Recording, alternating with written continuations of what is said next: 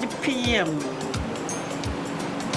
I don't think it's going because there's no work for the people.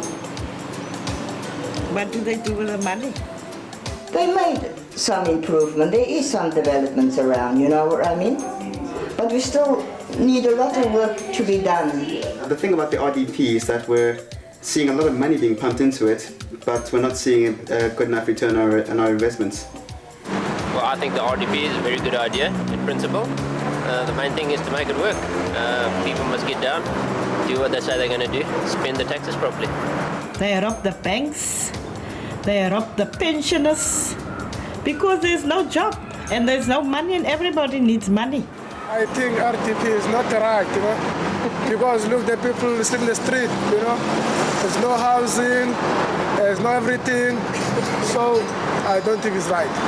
Well, it would be nice if we actually saw the benefits of what it was doing, of where the money was going.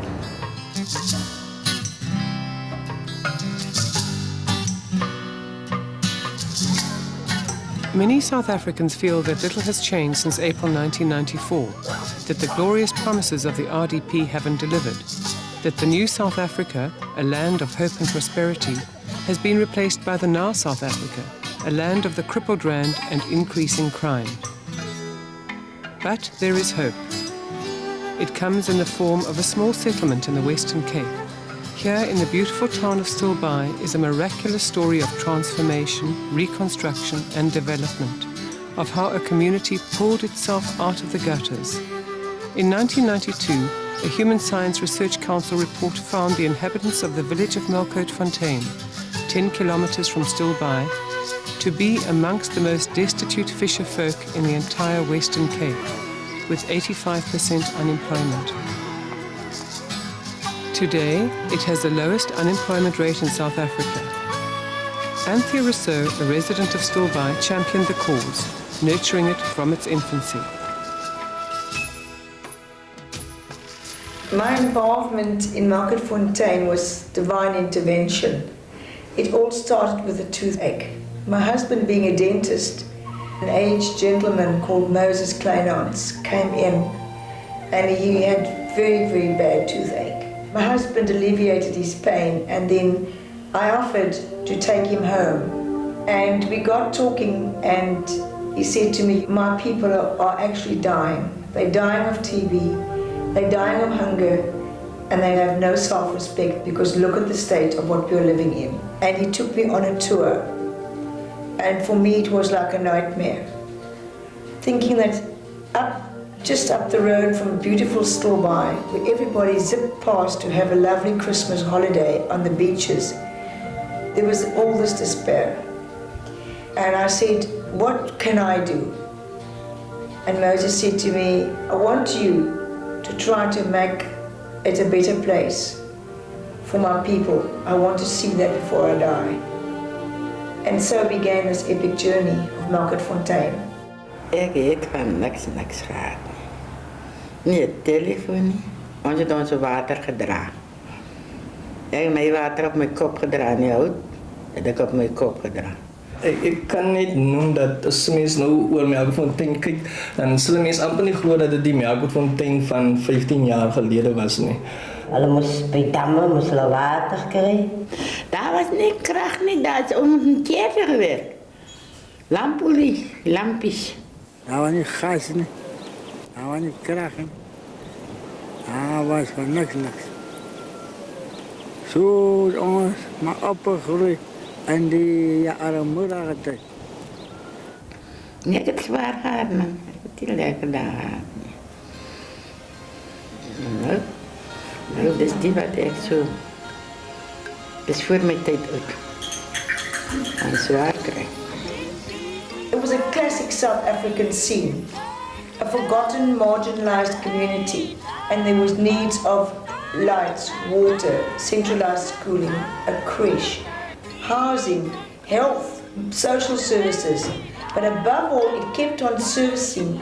We want jobs. We want to work throughout the year. We don't want to beg. We don't want to steal. We don't want our children to leave this town and go to the cities. With no real work available that would sustain them for a year round, it was no earthly good. trying to get people to give a couple of people houses or putting up lights. I mean, who would pay for that? They weren't part of a local authority at that point, so there was really no one to help them. I sat down one day after discussing this with the community, and I went to Stilbaai, and I just visited the eels in the fountain. I was sitting near the fish traps, and the whales were breaching in the bay, and I saw these beautiful flowers on the dune. And I thought to myself, if 70,000 people come here at Christmas time, then surely we must be able to get them here through the year, because it's sustainable jobs can only come through more tourists. And because we didn't have an industry, because there was no workshop or manufacturing industry, the only industry that we could make work was what God gave us. It was the beautiful environment. In-depth research was done on jobs that could be created through tourism, as well as ascertaining whether retired people from Stilbaai could be targeted to train people from the Melkhoutfontein community in the jobs that tourism would create. Vir my was dit geweest toe toeriste is mense wat Desember maand kom kuier op Stilbaai en dan weer terug gaan en dan miskien in die loop van die jaar weer terugkom en so. Ek het nie veel van toerisme af geweet nie. En toe dit nou hier begin het, toe het ek nou agtergekom wat behels dit nou eintlik. They had no idea that the whole future lay in tourism. And so began this journey of teaching the community to love and respect what is theirs, these beautiful little houses, this felt architecture. They didn't want these houses, they didn't like these houses, they wanted the shiny glass houses. So it was to teach them that this was their heritage, this was their culture. The world wanted to see this, the world wanted to see this new South Africa. How were the benefits of tourism brought to the people? I thought if we could get people to retire in Stilbaai, those were people with money to build. Immediately you would be able to stimulate the building operations. It would impinge on all the other operations like carpenters and plumbers and masons and bricklayers and electricians. And so this community would be able to find work in all of those disciplines. And then I thought to myself, if we market it aggressively throughout the year, we would be able to draw business that weren't interested in Stilbaai, like the Spar supermarket and banks. And people wanting to invest in businesses here. I thought to myself, if we could prove that there are more tourists coming, surely we will stimulate business. Obviously, with time, this project would lead to the creation of jobs. Tourism is dynamic as it stimulates a diversity of jobs. But it wasn't only about jobs. It was about creating jobs that people wanted to do, letting them choose their jobs so that they could attain self-esteem and growth, so that the community themselves could eventually take ownership of the project, about giving people their dignity.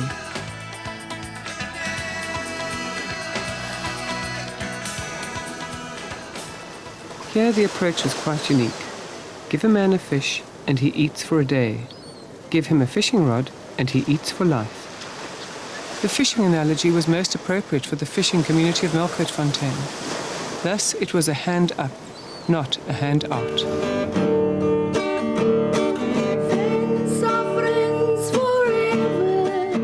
The first thing that I tried to put across to the community was forget the pie in the sky.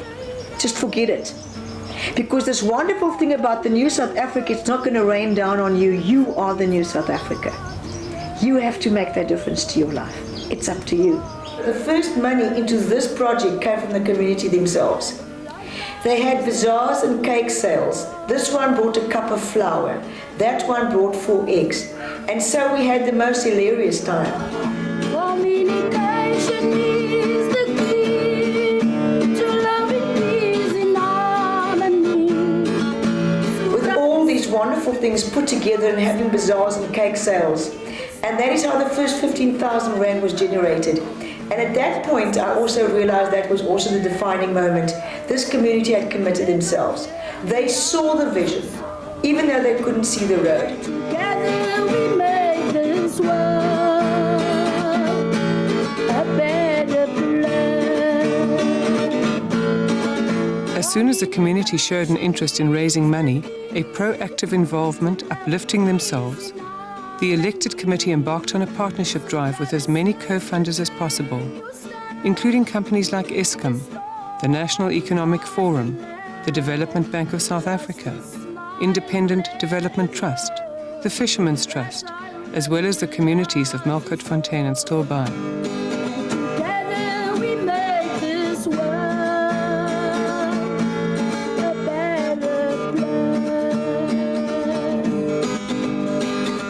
Together, they initially raised about 430,000 rand. Part of the money went into the immediate construction of a clinic community centre called Soeterus, followed shortly after by houses for the elderly and disabled, and the craft centre. The wonderful thing about this was that these buildings were constructed by a workforce of 85% women, the women from Melkhoutfontein. Was de meeste werken het ons vrouwmensen gedaan. Mansmensen het maar nog net waar die klimmerij gekomen en zo aan, maar ons nog niet kon opeten. Doen nog. Het was niet moeilijk geweest. In het begin was het een beetje moeilijk, maar toen ons nog eens recht begon. Dus het is glad niet meer zo moeilijk. En als ik zo kijk, als ik trots ben, ik heb het gedaan voor onze eigen mensen, wat het nodig had, voor die oude mensen, wat die meer kan werken en zo aan. Ik heb het altijd gebed en vertrouwd dat hij op een plek kan komen, dat hij rustig en veilig is. As well as the craft centre, 50,000 rand donated by the RDP was put into developing a botanical garden with the dual purpose of educating the community to the importance of the natural environment, as well as being a tourist attraction. But it was important that we should also create a product that tourists would be looking for in Melkhoutfontein. And so began the whole planning of the botanical garden. It was destined to become the first botanical garden in a township in South Africa, built slap bang in the middle of the garden route. And the garden route has been so overdeveloped that all the beautiful flowers have virtually gone. People were saying, where are these gardens in the garden route? So through this project, we actually put the garden back into the garden route. In terms of the total environment, the craft shop, for instance, nothing in this craft shop is produced that does not reflect our natural environmental heritage in South Africa. 80% of what is produced here is all about the flowers and the whales and the people and the architecture and the culture. So that the community themselves have taken ownership through crafting of recognizing their beautiful heritage. So they have an interest in preserving it. While all this was happening, the marketing campaign embarked upon by the Stilbaai Information Bureau was paying off. Retired people were moving into Stilbaai, houses were being constructed, 191 new businesses opened up, including pharmacies, banks, B&Bs, hotels, building companies and many more.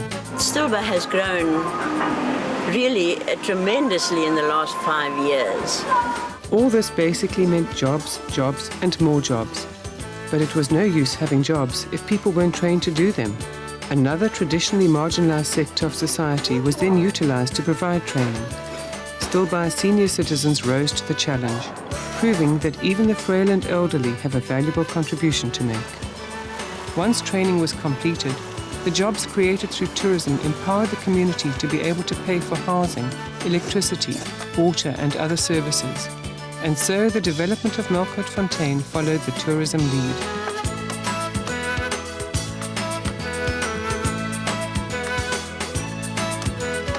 Ik kan definitief sê dat Melkhoutfontein 'n baken van hoop geskep het vir ons gemeenskap en miskien ook vir ander gemeenskappe, want soos ek in die aanvanklik gesê het is dat mense sê dinge sal nooit hier gebeur nie. Daar sal nooit geen ontwikkeling plaasvind nie. Daar het mense gebly hoop dinge gaan vorentoe verbeter en ons kan sien die dinge het gebeur en is nog steeds besig om te gebeur.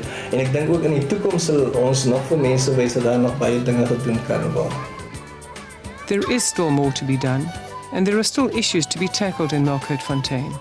But what has been achieved to date is quite phenomenal. Moses Kleinhans passed away. The moment was too big for him. The day that we drove the stake in to start the first foundations, Moses had a heart attack. He was so excited. And